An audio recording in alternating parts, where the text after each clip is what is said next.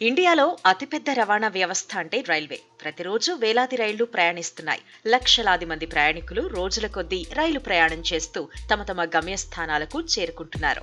అలాంటి రైళ్లలో ప్రయాణికులకు అందించే ఫుడ్ గురించి ఎంత చెప్పినా తక్కువే. చాలా మంది ప్రయాణికులు ఇప్పటికే ఈ ఫుడ్ దారుణంగా ఉందని సోషల్ మీడియా వేదికగా తమ ఆగ్రహాన్ని వెళ్లగక్కారు.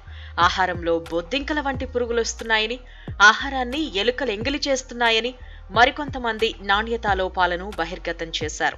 తాజాగా వందే భారత్ ఎక్స్ప్రెస్ ట్రైన్లో కూడా చెత్త ఫుడ్ పెడుతున్నారని కొంతమంది ప్రయాణికులు ఆగ్రహం వ్యక్తం చేశారు.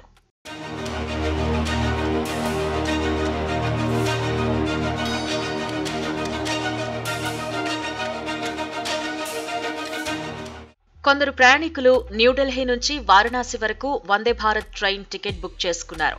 టికెట్ తో పాటు ఫుడ్ కూడా బుక్ చేసుకున్నారు ప్రయాణికులు. ట్రైన్లో ఆర్డర్ చేసిన ఆహారం కుళ్లిపోవడంతో వారొక్కసారిగా షాక్ అయ్యారు. ఈ చేదు అనుభవం ఎవరికీ ఎదురు కాకూడదని వారు అసంతృప్తి వ్యక్తం చేశారు. అంతేకాకుండా ఆ ఫుడ్ వీడియోను ఫోన్లో రికార్డ్ చేసి ఐఆర్సీటీసీకి ఫిర్యాదు చేశారు ప్రయాణికులు. ఈ ఫుడ్ మాకక్కర్లేదు అంటూ ప్రయాణికులు రిటర్న్ చేశారు. ఎలా ఉన్న ప్యాక్లను అలాగే తిరిగిచ్చేశారు.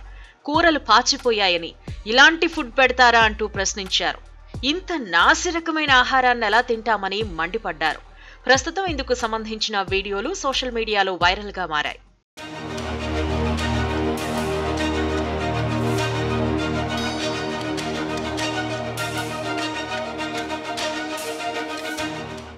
ఈ ఘటనపై నెటిజన్లు ఆగ్రహం, నిరాశను వ్యక్తం చేస్తున్నారు.